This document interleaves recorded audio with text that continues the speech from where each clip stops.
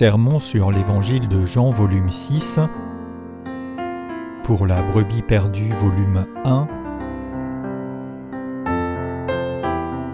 de Paul Sejong.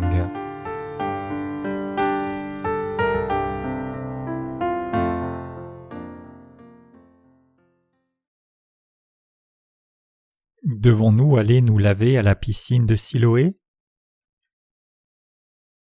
Jean 9, versets 1 à 12. Jésus vit en passant un homme aveugle de naissance. Ses disciples lui firent cette question: « Rabbi, qui a péché, cet homme ou ses parents, pour qu'il soit né aveugle ?» Jésus répondit: « Ce n'est pas que lui ou ses parents aient péché, mais c'est afin que les œuvres de Dieu soient manifestées en lui. Il faut que je fasse, tandis qu'il est jour, les œuvres de celui qui m'a envoyé. La nuit vient où personne ne peut travailler. Pendant que je suis dans le monde, je suis la lumière du monde. » Après avoir dit cela, il cracha à terre et fit de la boue avec sa salive. Puis il appliqua cette boue sur les yeux de l'aveugle et lui dit: « Va et lave-toi au réservoir de Siloé, nom qui signifie envoyé. » Il y alla, se lava et s'en retourna voyant clair. Ses voisins et ceux qui auparavant l'avaient connu comme un mendiant disaient: « N'est-ce pas là celui qui se tenait assis et qui mendiait ?» Les uns disaient: « C'est lui », d'autres disaient: « Non, mais il lui ressemble », et lui-même disait: « C'est moi ». Ils lui dirent donc: « Comment tes yeux ont-ils été ouverts ?» Il répondit: « L'homme qu'on appelle Jésus a fait de la boue, a oint mes yeux et m'a dit: « Va au réservoir de Siloé et lave-toi. » J'y suis allé, je me suis lavé, et j'ai recouvré la vue. » Ils lui dirent: « Où est cet homme ?» Il répondit: « Je ne sais. » Ces passages des Écritures parlent de Jésus qui, en passant, rencontra un homme qui était aveugle de naissance et a ouvert ses yeux. Une personne aveugle doit se sentir très frustrée et lourde de ne pas être capable de voir ce qui est devant elle. Cet homme mentionné dans le passage des Écritures d'aujourd'hui était aveugle de naissance, donc dans une perspective charnelle, ne pensez-vous pas que sa vie était si maudite? Étant né aveugle, cela devait être très dur en soi, mais les disciples sont allés jusqu'à demander: « Maître, qui a péché, cet homme ou ses parents, pour qu'il soit né aveugle ?» Alors combien a-t-il pu être blessé profondément par ces paroles? Cependant, les disciples de Jésus et les gens à proximité ont questionné Jésus sans se soucier sur la cause de sa cécité, comme si ce n'était pas ses affaires. Il n'est pas devenu aveugle parce qu'il le voulait, mais il devait mener une vie frustrante durant toute sa vie. Ainsi, s'il doit avoir la compréhension qu'il doit vivre en tant qu'aveugle à cause des péchés de ses parents, à cause d'une certaine personne ou à cause de quelqu'un d'autre, cet aveugle aurait certainement vécu avec du ressentiment contre la personne durant toute sa vie. Quoi qu'il en soit, le sentiment frustrant que l'aveugle doit avoir à cause des gens qui le pointent du doigt doit être si grand qu'on ne peut l'exprimer par des mots.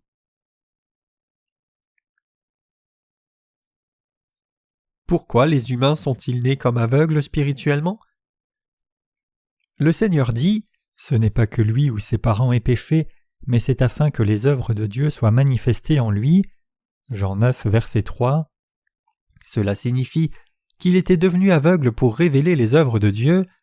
Ainsi, tout ce que l'aveugle doit faire, c'est voir quel genre d'œuvre Dieu veut révéler, au lieu d'avoir du ressentiment envers ses parents ou quelqu'un d'autre. Alors que signifie le passage qui dit que l'homme devait être né aveugle?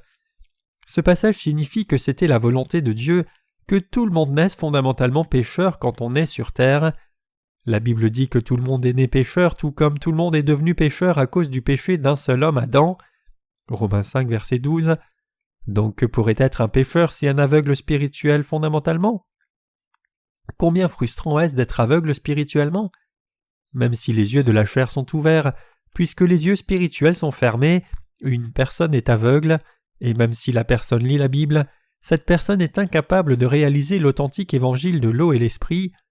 Ainsi, une telle personne ne connaît pas la signification et l'intention de la parole de Dieu, et donc combien cette personne peut-elle être frustrée? De naissance, les gens sont aveugles spirituellement, et puisque l'aveugle ne peut pas connaître la parole de Dieu par lui-même, il doit vraiment être frustré à mort. Mais à ses disciples curieux, notre Seigneur a répondu: « Ce n'est pas que lui ou ses parents aient péché, mais c'est afin que les œuvres de Dieu soient manifestées en lui. » Que pensez-vous exactement que soit l'œuvre que Dieu veut révéler? Si une personne reste aveugle spirituellement, avant d'en connaître la raison clairement, tout ce que la personne peut faire, c'est mener une vie qui est pleine de souffrance, Pourquoi les gens devaient-ils naître comme pécheurs dans ce monde par naissance? Pourquoi ne pouvaient-ils que naître comme pécheurs fondamentalement? Si nous devions interpréter cette parole ouvertement, je ne peux que dire que la raison pour laquelle les gens sont nés pécheurs, c'est de révéler la gloire de Dieu. Cela signifie que c'était inclus dans le plan de Dieu. Alors nous devons découvrir quelle sorte de plan envers nous est le plan de Dieu. C'est clairement la volonté de Dieu que Dieu nous ait fait naître nous humains fondamentalement comme des aveugles spirituels.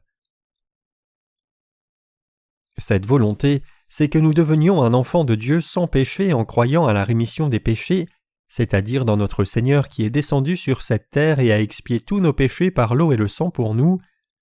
Si Dieu avait fait naître les gens justes de naissance, que se serait-il passé? Le plan de Dieu n'aurait pas été réalisé. Aussi, Dieu n'aurait pas pu nous montrer sa justice à nous, sa création. Si nous étions nés justes, il n'y aurait pas eu besoin que nous connaissions sa justice. L'œuvre que Dieu veut faire est celle-ci. Au commencement, Dieu a créé toutes les créations, et au 6e jour, il a créé l'homme à l'image de Dieu avec la poussière de la terre. Et avec l'Esprit de Dieu soufflé dans les narines de l'homme est devenu vivant. Dieu a créé l'homme à son image et ressemblance parce qu'il voulait vivre avec les gens dans les cieux merveilleux, en leur donnant un cœur qui soupire après l'éternité. Ecclésiaste 3, verset 11. Et sachant que les gens tomberaient dans le péché, Dieu a fait le plan de vêtir les gens de la bénédiction de devenir enfants de Dieu en envoyant son Fils unique à l'humanité et purifiant les péchés par l'eau, le sang et l'esprit. Ainsi, c'est pour cela que Dieu nous a fait naître vous et moi comme pécheurs sur la terre, et pour cette raison, Jésus a dit que les gens sont nés aveugles non à cause des péchés de leurs parents ou de leurs propres péchés, mais seulement parce que Dieu veut révéler les œuvres qu'il veut accomplir en eux. Donc dans l'évangile de l'eau et de l'esprit, nous devons devenir ceux qui rendent une gloire énorme à Dieu en mettant dans nos cœurs la volonté de Dieu pour y obéir.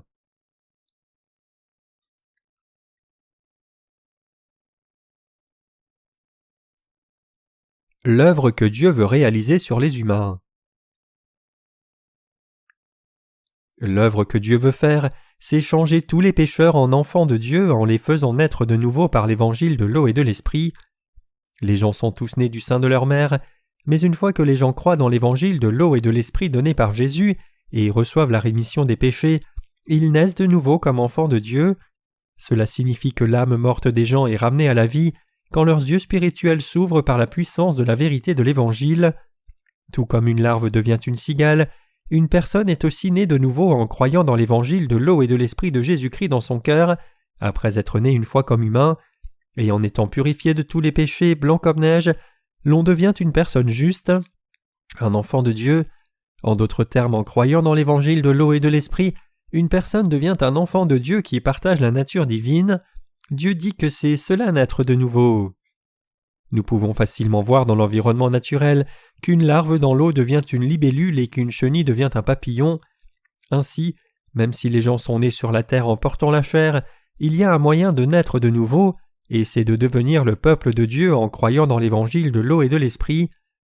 Ceux qui sont nés de nouveau comme le peuple de Dieu peuvent aller et vivre éternellement et heureux dans le royaume de Dieu. C'est pour cela que dans l'évangile de Jean, il est dit qu'une personne qui n'est pas née de nouveau ne peut pas voir le royaume de Dieu. Les gens pensent aux chenilles et papillons comme sales et moches, mais la chenille souhaite une prompte transformation quand elle regarde les papillons dans le ciel, et en ayant vécu la transformation, elle veut librement voler dans le ciel. C'est la même chose avec une larve.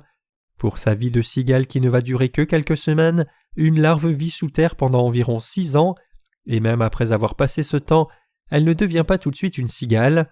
Après avoir été sous terre pendant une si longue période, elle doit escalader un arbre avec ardeur puis rester une pupe pendant un temps. Elle devient douloureusement une cigale, mais elle ne vit ensuite fragilement que pour une seule saison d'été puis meurt. Même une simple création cherche à naître de nouveau comme cela. Dieu nous permet de naître de nouveau comme son peuple. Indépendamment qu'on le veuille ou non, Dieu a donné l'évangile de l'eau et de l'esprit à l'humanité entière et a pourvu au moyen de naître de nouveau en Jésus-Christ. Et Dieu a clairement dit que le seul moyen pour qu'un pécheur devienne juste n'est autre que l'évangile de l'eau et de l'esprit. Vraiment, un pécheur qui naît de nouveau, nous qui devenons enfants de Dieu, et nous qui allons au ciel, tout cela fait partie de la souveraineté de Dieu. Le fait qu'une larve devienne une cigale est quelque chose qui se fait fondamentalement par la volonté du Créateur. De même, Votre naissance à vous et moi sur la terre est aussi du fait de Dieu. Une personne ne peut pas recevoir la rémission des péchés même si elle ne commet pas de péché. Aussi, une personne ne peut pas devenir juste en demeurant dans la loi parfaitement. Comme c'est dit dans le livre de l'Ecclésiaste chapitre 7 verset 20, « Il n'y a pas de juste sur la terre qui fasse le bien et ne pêche point. Il n'y a personne qui ne commette pas de péché. Donc nous devons naître de nouveau comme les justes en acceptant la volonté de Dieu, et cette méthode est précisément dans l'évangile de l'eau et de l'esprit que Dieu nous a donné. Dieu nous rend justes. Vous devez comprendre clairement que nous ne pouvons pas devenir justes en ne commettant pas de péché, mais plutôt que c'est possible parce que Dieu a fait de nous les justes par l'évangile de l'eau et de l'esprit. Permettez-moi de le répéter encore, nous pouvons devenir justes seulement par l'évangile de l'eau et de l'esprit donné par Dieu. Quel genre d'œuvre Dieu a-t-il faite sur nous? Avant que nous ne fassions des efforts pour devenir justes par nous-mêmes, nous devons savoir quel genre d'œuvre Dieu a faite sur nous pour faire que nous pécheurs naissions de nouveau. Pour ce faire, nous devons écouter attentivement la parole d'évangile de l'eau et de l'esprit que Dieu nous a donnée, et aussi nous devons y regarder avec une attention soutenue.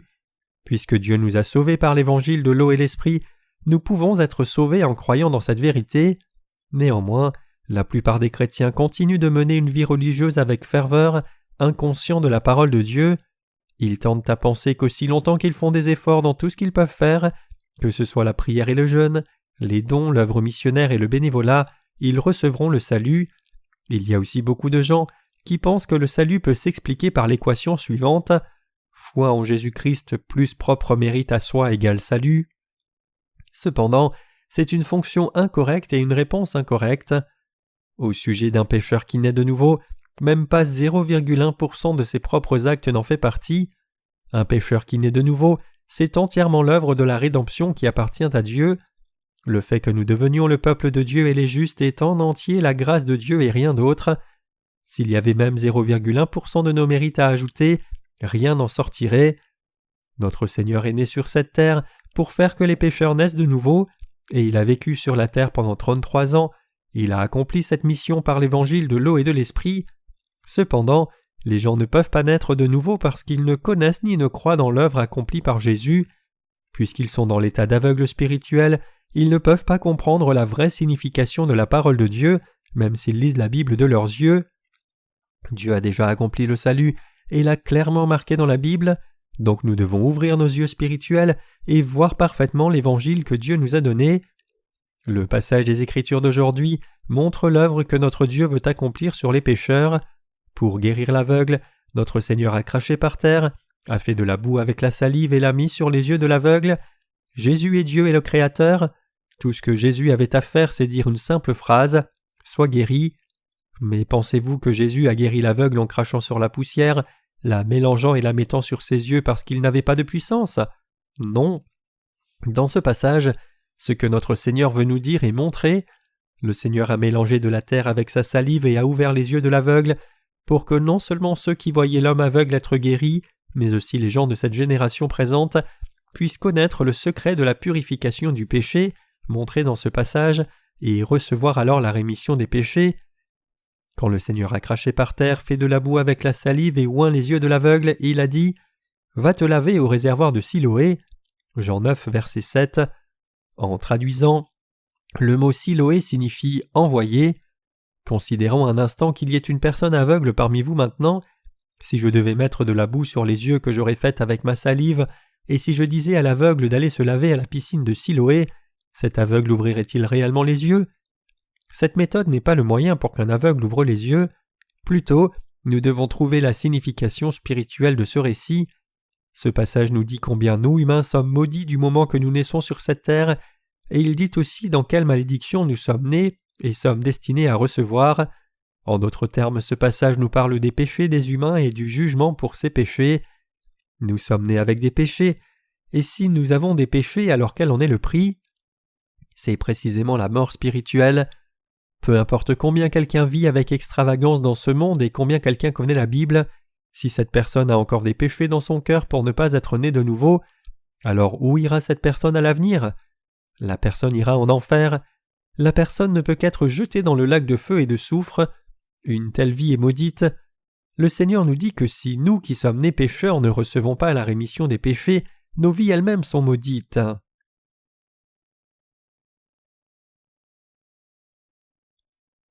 Quelqu'un connaît-il ses propres péchés? À partir du livre du Lévitique chapitre 13, je vais expliquer ce dont ont l'air les péchés des gens. Lévitique chapitre 13 montre comment les sacrificateurs devaient discerner la lèpre, et c'est quelque chose de particulier. Dieu dit que si la lèpre est juste petite sur une personne, alors cette personne est impure, mais si la lèpre couvre toute la peau, alors la personne est pure. Regardons au livre du Lévitique chapitre 13 versets 9 à 17. Lorsqu'il y aura sur un homme une plaie de lèpre, on l'amènera au sacrificateur, le sacrificateur l'examinera. S'il y a sur la peau une tumeur blanche, si cette tumeur a fait blanchir le poil et qu'il y ait une trace de chair vive dans la tumeur, c'est une lèpre invétérée dans la peau du corps de cet homme. Le sacrificateur le déclarera impur et l'enfermera pas car il est impur. Si la lèpre fait une éruption sur la peau et couvre toute la peau de celui qui a la plaie, depuis la tête jusqu'aux pieds, partout où le sacrificateur portera ses regards, le sacrificateur l'examinera, et quand il aura vu que la lèpre couvre tout le corps, il déclarera pur celui qui a la plaie. Comme il est entièrement devenu blanc, il est pur, mais le jour où l'on apercevra en lui de la chair vive, il sera impur. Quand le sacrificateur aura vu la chair vive, il le déclarera impur. La chair vive est impure, c'est la lèpre. Si la chair vive change et devient blanche, il ira vers le sacrificateur l'examinera, et si la plaie est devenue blanche, le sacrificateur déclarera pur celui qui a la plaie, il est pur. Au temps de l'Ancien Testament, les sacrificateurs examinaient ceux qui avaient la lèpre. Puisque la lèpre était contagieuse, une fois qu'un sacrificateur confirmait que quelqu'un avait la lèpre, cette personne était isolée des autres. Tout comme les sacrificateurs du tabernacle examinaient si une personne avait la lèpre comme cela, maintenant même, les serviteurs de Dieu examinent si une personne est un pécheur ou un juste. Seul le juste qui fait partie du peuple de Dieu peut discerner un juste des pécheurs. Si la peau d'une personne avait des taches colorées et devenait rouge et si cela sointait, la personne était dite impure, puis la personne était confinée dans sa maison. C'est parce que la personne était suspectée d'avoir la lèpre. Après cela, la personne était confinée pendant 7 jours, puis de nouveau elle était examinée. Si les taches colorées ne s'étaient pas diffusées, alors la personne était dite pure car ce n'était pas la lèpre. Cependant, si la peau était couverte et que les taches blanches s'étaient répandues, alors la personne était chassée de la ville parce que c'était la lèpre. Quel type de lépreux êtes-vous spirituellement? Ici, en Lévitique 13, versets 12 à 13, il est écrit « Si la lèpre fait éruption sur la peau et couvre toute la peau de celui qui a la plaie, de la tête jusqu'aux pieds, partout où le sacrificateur portera ses regards, le sacrificateur l'examinera, et quand il aura vu que la lèpre couvre tout le corps, il déclarera pur celui qui a la plaie, comme il est entièrement devenu blanc, il est pur. » Il y a une différence entre la parole de Dieu et ce que nous pensons normalement au sens commun. Dieu dit qu'une petite éruption de lèpre était impure, mais si la lèpre avait couvert toute la peau et couvert le patient de la tête aux pieds, alors ce patient était proclamé pur. Que pensez-vous? Entre une personne avec la lèpre sur tout le corps et une personne avec juste un peu de lèpre, qui pensez-vous être le plus impur? Nous devons penser à la signification de ce critère. Dans le passage, Dieu dit aux sacrificateurs de chasser ceux qui avaient un peu de lèpre sur une seule partie de leur corps, parce qu'ils étaient impurs. Les patients de la lèpre qui n'étaient pas chassés étaient ceux qui avaient de la lèpre sur tout leur corps de la tête aux pieds, et étaient donc devenus blancs. Au stade d'incubation de la lèpre, on dit que la peau devient extrêmement fine et tendue. Le symptôme initial de la lèpre, c'est que la peau devient si fine que même si l'on mettait du maquillage de qualité, elle ne serait pas comme cela.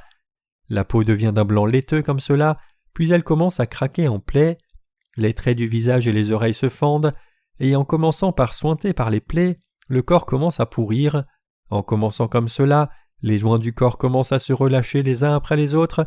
Sans avoir eu de douleur, l'on perd les sourcils, le nez, les ongles, les doigts et les orteils. Les sacrificateurs du tabernacle jugeaient les lépreux dont le cœur entier était couvert de lèpre répandue de la tête aux pieds, comme étant purs. C'est une partie qui ne peut pas être comprise par la pensée humaine. L'on ne peut que s'étonner de pourquoi quelqu'un qui avait un peu de lèpre était chassé, alors que quelqu'un qui était entièrement couvert de lèpre était jugé comme étant pur. Mais le secret de la Bible pour la rémission des péchés et la vérité de Dieu sont précisément contenus ici.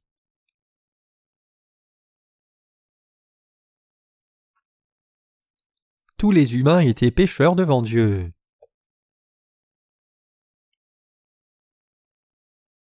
Une fois que la lèpre se répand sur tout le corps, l'on peut voir que la personne est lépreuse même si un docteur ne diagnostique pas la maladie comme la lèpre. Ainsi, même si quelqu'un de proche n'en parle pas, l'on peut penser par soi-même « Voilà, j'ai la lèpre, je dois prendre un traitement ». Cependant, avec juste une petite tache de lèpre, l'on n'y pense pas sérieusement en disant « Ça ne peut pas être la lèpre, ça ira, c'est juste une petite plaie, c'est probablement une simple maladie de peau ». Ici, nous devons repenser pour nous-mêmes à la façon dont nous voyons les péchés. Les gens qui se reconnaissent comme de petits pécheurs pensent que tout ira bien puisqu'ils ont juste commis un peu de péché. Ces gens ne veulent pas entendre l'évangile de l'eau et de l'esprit et reçoivent difficilement le salut.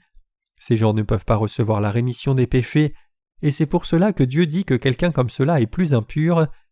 Alors quelle sorte de gens peut recevoir la rémission des péchés? Ce n'est autre que ceux qui se reconnaissent eux-mêmes comme étant de parfaits pécheurs, du haut de la tête à la plante de leurs pieds. Ceux qui vont recevoir le salut par l'évangile de l'eau et de l'esprit sont ceux qui disent « Je suis un pécheur parfait, je ne peux qu'aller en enfer, il n'y a pas de justice en moi, de bonté en moi ou quoi que ce soit à moi dont me vanter. Dieu, sauve-moi de ces péchés. » La Bible est le livre du salut de l'humanité. La Bible est un livre sur Jésus-Christ, c'est la parole de la rémission des péchés, c'est le livre des plans de Dieu pour notre salut. La Bible parle de notre rémission des péchés, et elle nous montre le but de Dieu dans la création des humains et la vérité sur le ciel. Pour accepter parfaitement cette parole, nous devons savoir quel genre de personnes nous sommes nous-mêmes devant Dieu. Il y a beaucoup de gens sur cette terre qui croient en Jésus. Si quelqu'un devait escalader jusqu'à un lieu élevé tard dans la nuit, il verrait qu'il y a tant d'églises autour de nous en regardant les nombreux signes de croix et les néons rouges. Cependant, parmi ceux qui croient en Jésus-Christ comme cela, il y a beaucoup de gens qui pensent qu'ils sont de petits pécheurs. Ces gens essayent de recevoir la rémission des péchés en venant à Dieu avec ce petit péché qu'ils ont commis et demandent le pardon.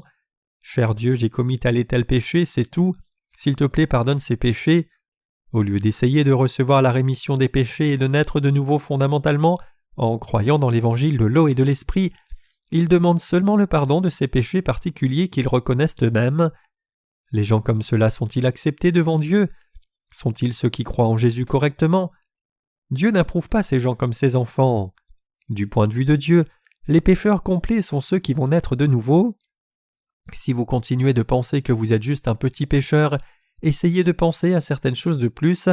Vous avez commis tel péché aujourd'hui, mais pensez-vous que vous ne le commettrez plus demain? Aussi, pensez-vous que vous pouvez aller au ciel aussi longtemps que vous obtenez une rémission pour ce péché que vous avez commis aujourd'hui? Vous commettrez des péchés tous les jours en vivant à l'avenir, alors pouvez-vous dire « Cher Dieu, pardonne juste ce péché ». Dieu a expié tous nos péchés une fois pour toutes par l'évangile de l'eau et de l'esprit. Alors si nous essayons de recevoir la rémission des péchés chaque jour, Jésus doit-il répéter chaque jour l'œuvre du baptême reçu de Jean-Baptiste et de la mort sévère à la croix? Je veux que vous pensiez à cela une fois encore. Notre Seigneur n'a pas expié nos péchés seulement de ses lèvres, il a expié pour toujours nos péchés une fois pour toutes en accomplissant l'évangile de l'eau et de l'esprit.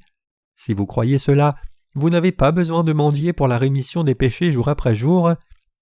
C'est parce que vous avez déjà reçu la rémission de tous vos péchés. Dire que vous continuerez de vivre sans commettre des péchés à partir du moment où Dieu vous pardonnera 1 ou 2 péchés commis ne vaut rien. Dieu a expié tous nos péchés une fois pour toutes, alors pourquoi voudriez-vous essayer d'expier les péchés restants par votre propre justice? Dieu a expié tous nos péchés à 100% parfaitement par l'évangile de l'eau et de l'esprit. Mais les gens qui ne sont pas très conscients d'eux-mêmes en tant que pécheurs prient et crient en disant « Cher Dieu, j'ai commis tant de péchés aujourd'hui, expie-les pour moi. » En faisant cela, ils continuent de clamer qu'on doit recevoir la rémission des péchés tous les jours. Cependant, même si ces gens croient en Jésus, ils ne peuvent pas recevoir la rémission des péchés. Même s'ils ont une foi claire dans la croix sur laquelle Jésus est mort, parce qu'ils n'ont pas la foi au baptême par lequel Jésus a pris nos péchés, ils ne reçoivent pas la rémission. Les gens reçoivent le salut seulement en croyant clairement que le Seigneur est descendu sur la terre et a expié tous les péchés du monde par l'eau et le sang. Cependant, si les gens pensent qu'ils sont juste de petits pécheurs, alors ils ne seront pas capables de recevoir la rémission impeccable des péchés parce qu'ils n'ont pas transféré tous les péchés sur Jésus parfaitement. Quand Jésus a pris les péchés du monde par Jean-Baptiste à travers le baptême, a-t-il pris seulement un peu? A-t-il dit « Jean-Baptiste donne-moi juste un peu et dit aux gens d'expier le reste par eux-mêmes. Ce n'était pas cela. À ce moment-là, Jésus a pris les péchés de toute l'humanité sans en laisser aucun. Dieu a sauvé les graves pécheurs qui ne pouvaient qu'aller en enfer à 100% et y recevoir la malédiction, dont ceux qui peuvent être sauvés avec juste un peu de son aide. Un pécheur peut être sauvé par la foi seulement si Dieu expie tous ses péchés. Au nom de Jésus-Christ, j'espère que les péchés des pécheurs de ce monde qui écoutent ce sermon seront réglés en croyant dans l'eau du baptême reçue par le Seigneur et son sang. Notre Dieu a parfaitement expié les péchés qui remplissaient les gens qui étaient à 100% pécheurs, du haut de leur tête à la plante de leurs pieds. C'est parce que Dieu veut nous envoyer au ciel. Nous devons chercher le cœur de Dieu à travers les Écritures, et nous devons comprendre le cœur les uns des autres. Si nous ne connaissons pas les cœurs les uns des autres, cela ne revient à rien. Avoir de la communion les uns avec les autres, c'est échanger nos cœurs avec les autres.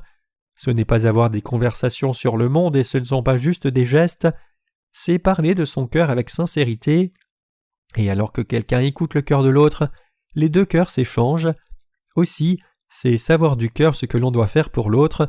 C'est la communion authentique et c'est l'amour authentique. Dieu nous a dit « Vous ne pouvez qu'aller en enfer. Si je ne vous avais pas sauvé de vos péchés par l'évangile de l'eau et de l'esprit, vous n'auriez pas d'autre choix que recevoir la malédiction. » Il est dit que les gens regardent à l'apparence extérieure, mais Dieu regarde au fond du cœur d'une personne. C'est pour cela qu'il a dit « Vous avez appris qu'il a été dit « Tu commettras point l'adultère ». Mais moi je vous dis que quiconque regarde une femme pour la convoiter a déjà commis un adultère avec elle dans son cœur. » Matthieu 5, versets 27 à 28. Êtes-vous ou n'êtes-vous pas un pécheur à 100% qui a commis toutes sortes de péchés dans votre cœur aussi bien que par des actions? Êtes-vous encore à 50% pécheur? Nous sommes à 100% pécheurs. Mais si notre Dieu a complètement expié tous nos péchés à 100%, alors nous sommes une personne parfaitement juste ou non? Puisque le Seigneur a expié les péchés à 100%, nous sommes maintenant justes. Nous sommes devenus parfaits une fois pour toutes en croyant dans l'évangile de l'eau et de l'esprit. Si nous devions penser au genre de gens que nous étions nous-mêmes devant Dieu avant d'être nés de nouveau, en croyant dans l'évangile de l'eau et de l'esprit, nous ne pouvons que reconnaître que nous étions ceux qui étions complètement inutiles et destinés à aller en enfer. Du point de vue de Dieu, ceux qui ont des péchés dans leur cœur, même à 0,1%, ne sont pas enfants de Dieu. Ainsi, il est dit que notre Seigneur est descendu sur cette terre pour sauver les pécheurs. Combien ces pécheurs sont-ils pleins de péchés? Ils sont pécheurs à 100%. Notre Seigneur est venu sauver des pécheurs à 100%. Que nous reconnaissions l'évangile de l'eau et de l'esprit ou non, du point de vue de Dieu, nous sommes déjà pécheurs. Du point de vue de Dieu, nous étions à 100% pécheurs, parce que nous sommes nés avec les péchés hérités de nos parents, même si nous ne commettons pas de péché. Mes chers croyants, comprenez-vous cela? Du point de vue de Dieu, nous sommes à 100% pécheurs. Pour cette raison, notre Seigneur a mis la boue faite avec sa salive sur les yeux de l'aveugle, et il lui a dit d'aller se laver à la piscine de Siloé.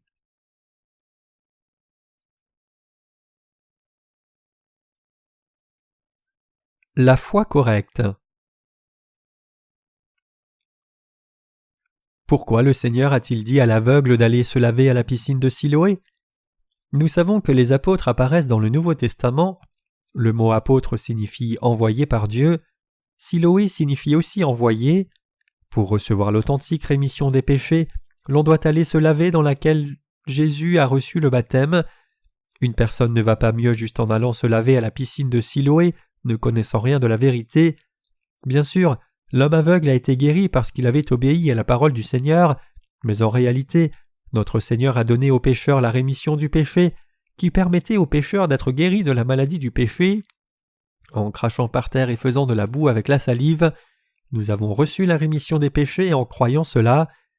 C'est seulement quand les gens rencontrent les serviteurs de Dieu qui ont reçu la rémission des péchés, c'est-à-dire ceux qui ont été envoyés par Dieu, qu'ils peuvent clairement découvrir qu'ils sont vraiment pécheurs et que s'ils mourraient maintenant, ils iraient en enfer. Après cela, ils doivent écouter l'évangile de l'eau et de l'esprit que les serviteurs de Dieu leur donnent. Ainsi, c'est seulement en écoutant l'évangile de l'eau et du sang par lequel le Seigneur nous a fait naître de nouveau que l'on reçoit la rémission des péchés et que les yeux s'ouvrent nettement. Tout comme l'aveugle a ouvert les yeux parfaitement après avoir eu de la boue faite avec la salive de Jésus, puis a lavé ses yeux à la piscine de Siloé, nous devons aussi ouvrir nos yeux spirituels en croyant dans l'évangile de l'eau et de l'esprit, dans lequel Jésus a reçu le baptême puis est mort sévèrement à la croix pour nous. Le Seigneur nous dit cela, pouvez-vous le comprendre?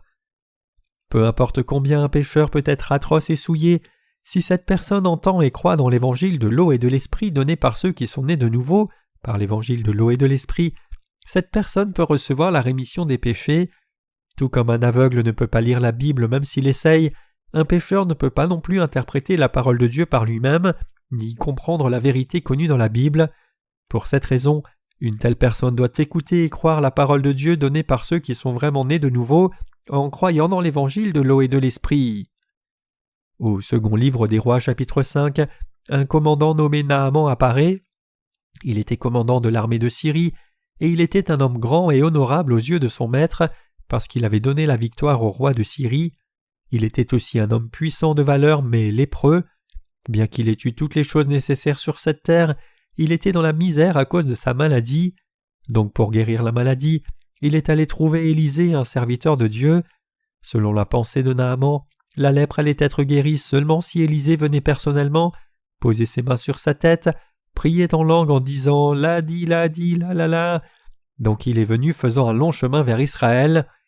Mais Élisée n'a même pas rencontré le commandant Naaman et de plus, à travers son serviteur nommé Géasi, il a dit à Naaman d'aller se laver au Jourdain 7 fois.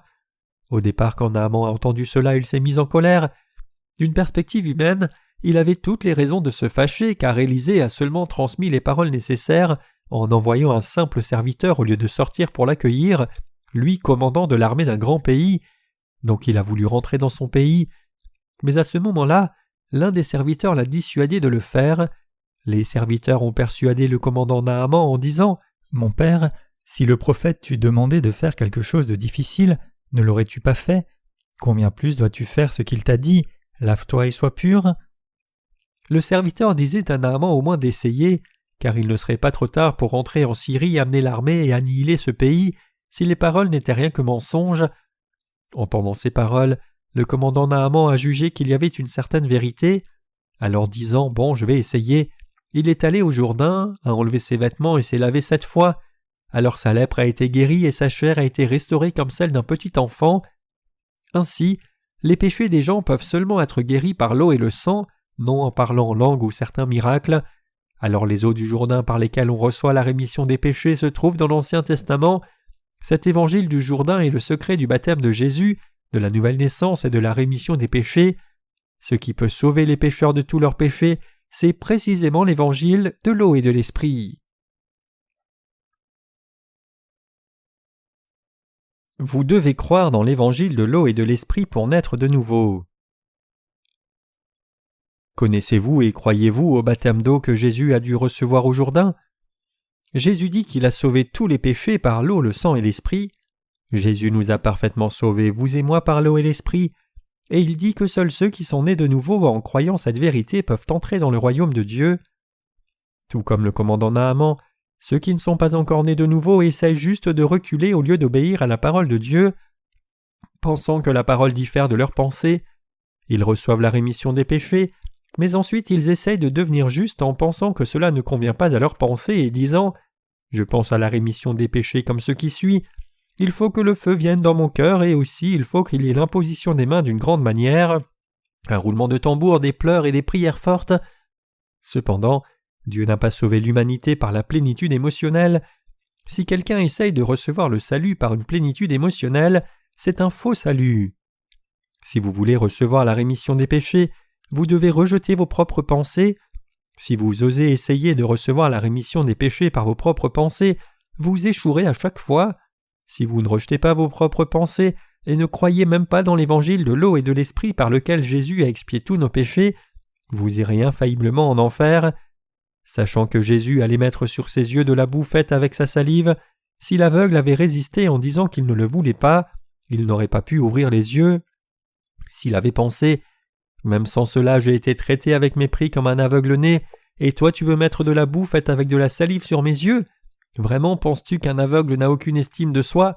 Il aurait dit avec orgueil « Même si je ne peux pas ouvrir les yeux, laissons cela, je ne peux pas participer à un acte si sale, je ne veux pas le faire. » Alors s'il avait continué d'être borné comme cela et refusé d'obéir au Seigneur, il n'aurait jamais pu ouvrir ses yeux de toute sa vie.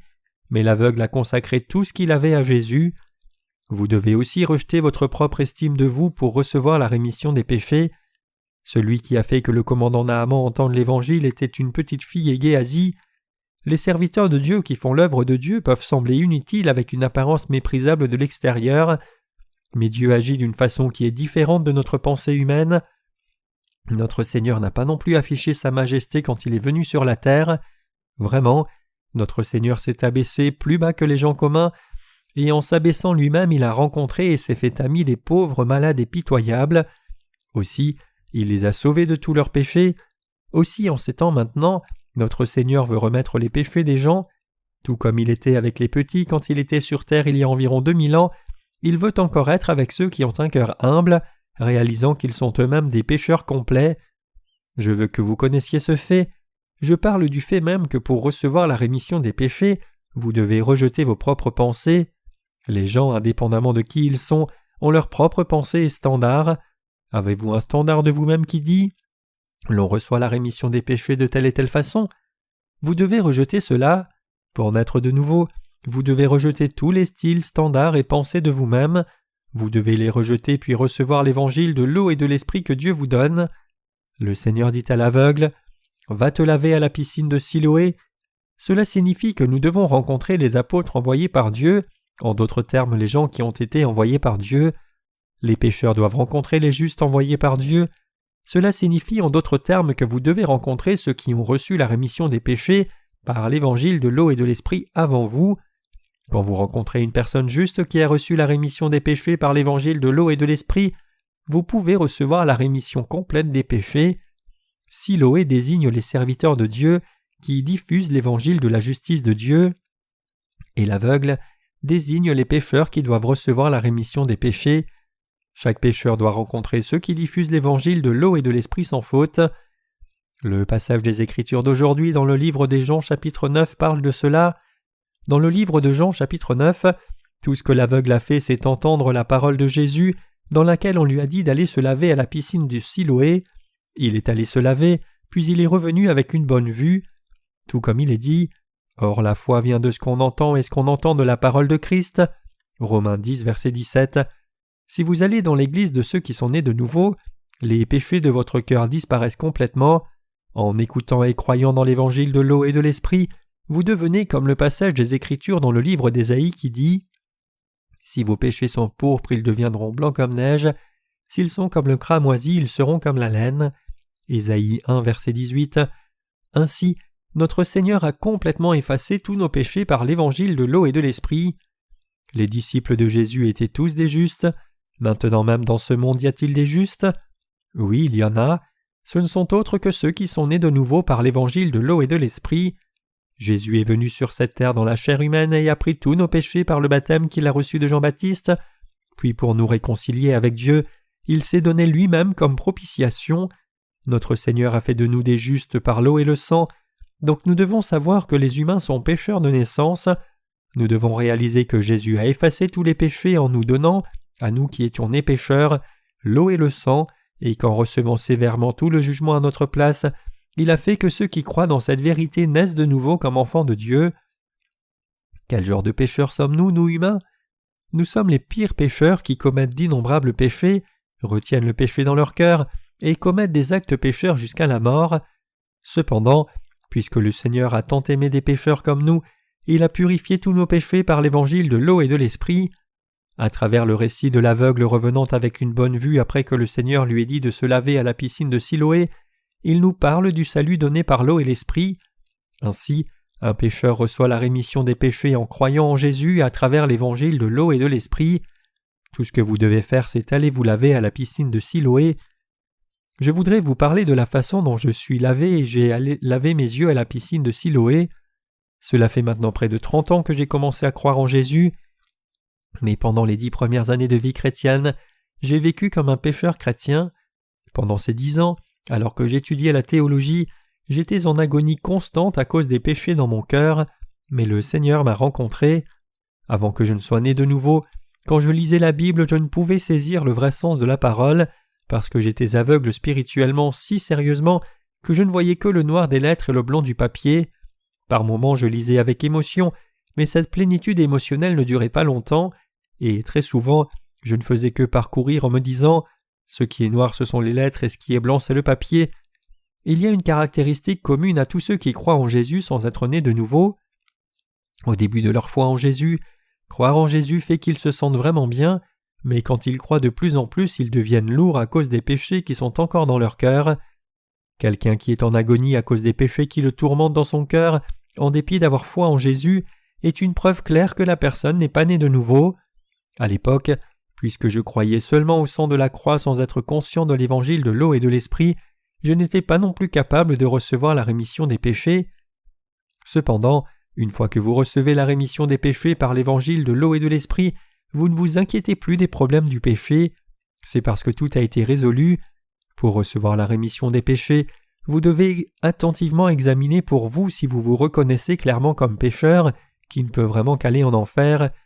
C'est seulement en faisant cela que vous pouvez recevoir la rémission des péchés en écoutant l'Évangile. Si vous ne savez pas combien vous êtes pécheur à cause des péchés au fond de votre cœur, qui n'ont pas encore fait surface, vous ne pouvez pas devenir une personne juste à 100% parfaitement. Nous humains ne vivons pas chaque jour dans la vertu, et pour certaines raisons par occasion nous commettons des péchés. Plutôt, nous commettons des péchés parce que les 12 sortes de péchés sont révélés. Marc 7, versets 21 à 23. Quelqu'un peut sembler si vertueux que la personne ne peut pas commettre de péché, mais c'est parce que la personne cache le péché dans son cœur avec des actes vertueux et des images justes. Les humains, indépendamment de qui ils sont fondamentalement ceux qui commettent des péchés jusqu'à la mort. Dans une perspective spirituelle, les péchés que vous n'avez pas encore commis sont en réalité les mêmes que ceux que vous avez déjà commis. Ils étaient aussi inclus dans les péchés du monde que Jean-Baptiste a transférés sur Jésus par l'imposition de ses mains. Ainsi, notre Dieu a expié tous nos péchés, et le Seigneur nous a montré le secret de la rémission des péchés par le miracle d'ouvrir les yeux de l'aveugle. Si vous voulez recevoir la rémission des péchés, comme cet aveugle, vous devez rencontrer notre Seigneur, et comme il l'ordonne, aller vers ceux qui ont été envoyés par Dieu et écouter la parole.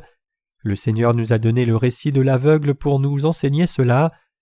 Comprendre la parole de Dieu correctement n'est pas difficile. Si vous croyez dans la clé donnée par Dieu pour la nouvelle naissance, l'évangile de l'eau et de l'esprit, vous pouvez naître de nouveau, et alors que vous écoutez la parole de Dieu de plus en plus, vous serez capable de comprendre ce que cette parole de l'évangile, par laquelle vous avez reçu la rémission des péchés, vous dit. Dans le christianisme de notre temps et époque, il y a beaucoup de ministères qui continuent de servir sans être nés de nouveau. Puisqu'ils continuent de servir sans être nés de nouveau, ils ne savent même pas si ceux qui les suivent sont nés de nouveau ou pas. Si nous regardons aux Écritures, les faux bergers qui ne peuvent pas reconnaître la brebis des boucs spirituellement sont désignés comme des mercenaires. Nous, serviteurs nés de nouveau, sommes précisément la piscine de Siloé mentionnée dans le passage des Écritures d'aujourd'hui. Peu importe qui c'est, toute personne aveugle peut être purifiée en allant se laver à la piscine de Siloé, selon l'instruction du Seigneur. L'endroit pour la rémission des péchés, c'est la piscine de Siloé. L'évangile de l'eau et de l'esprit, selon lequel Jésus a reçu le baptême puis est mort sévèrement à la croix, est le fondement du salut. C'est pour cela que notre Seigneur dit « Mais celui qui boira de l'eau que je lui donnerai n'aura jamais soif, et l'eau que je lui donnerai deviendra en lui une source d'eau vive, qui jaillira jusque dans la vie éternelle. » Jean 4, verset 14. La fontaine d'eau vive jaillissant jusque dans la vie éternelle est telle que plus vous en puisez, plus cela devient joyeux pour vous, et plus l'eau devient délicieuse et belle pour vous. Vous comprendrez aussi cela une fois que vous recevrez la rémission des péchés. Chers croyants, allez vous laver à la piscine de Siloé. Ne voulez-vous pas ouvrir les yeux en allant vous laver à la piscine de Siloé après que la boue faite avec la salive de Jésus ait été mise sur vos yeux? Vous tous, s'il vous plaît, naissez de nouveau en ouvrant les yeux spirituels en venant dans l'Église de Dieu maintenant et entendant et croyant l'évangile de l'eau et de l'esprit. Aussi longtemps que vous avez la foi correcte qui accepte que vous êtes un pécheur complet, vous serez aussi capable d'entendre la parole de Dieu et recevoir la rémission complète de tous ces péchés qui sont comme un nuage épais. Pour ce faire, vous devez aller et laver vos péchés spirituellement à la piscine de Siloé. Spirituellement, la piscine de Siloé signifie ceux qui ont été envoyés par Dieu. Maintenant, vous devez croire dans l'évangile de l'eau et de l'esprit à travers ceux qui croient dans la justice de Dieu avant vous. C'est parce que si vous croyez dans l'évangile de l'eau et de l'esprit, vos péchés seront absolument effacés.